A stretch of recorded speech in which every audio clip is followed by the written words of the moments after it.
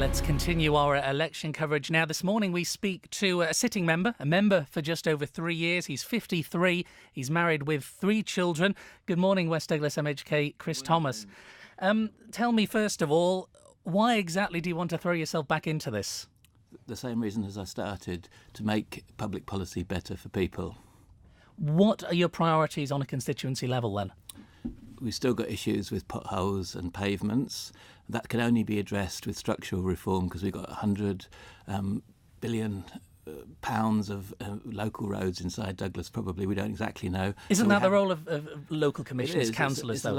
It's a role of local commissioners to monitor them, but at national level we've got to put in place an investment programme, a monitoring programme, and we've got to make sure that the prioritisation is accurate and that people know about the prioritisation and they can follow it online and with their commissioners to make sure things are getting done. And nationally?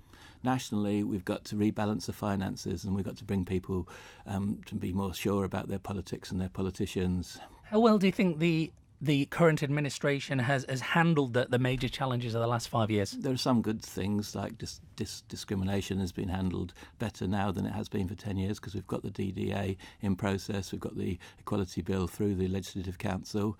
Health, we've put together a new legal framework, and we've got some structures in place that I think can be built on in the next administration. My maiden speech was about schools in the constituency, and we have actually got a college that's flourishing now and is being adopted by the private sector to implement things at the nunnery.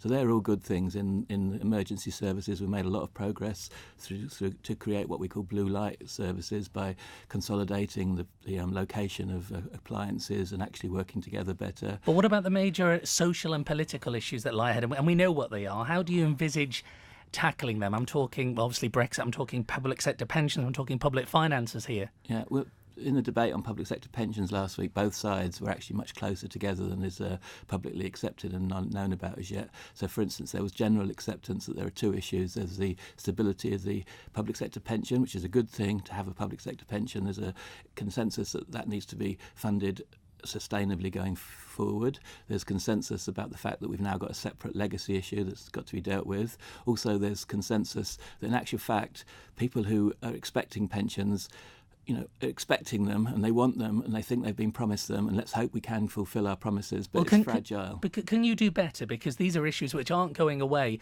and as it stands now, a lot of the senior politicians, it looks like a number of those aren't going to be there come September. So you may be even in a ministerial position if successful in the election. No, these issues are important issues. We've made a start. One of the best things that's been achieved in the last couple of years on public sector pensions is the people have been brought to the table, and we've got an acceptance of where we are. Now we've got to actually reconcile solving the public sector pensions issue with the fragility of the public finances. I seconded the motion about the medium-term financial forecast, because it can't even be called yet a strategy, because it's dependent on some assumptions that are quite ambitious. We've also got to, the main message for the people out there is state pensions, and the social security system is in a wonderful place. This last government got the emphasis completely wrong. For the first 2 years they were worrying people about state pensions and benefits, and that was unnecessary. We've got much, much, much more per capita in our state national insurance fund than they have across, and that's a good place to start. Let me just finally ask you, you do seem hell-bent, or certainly on a one-man crusade for parliamentary reform.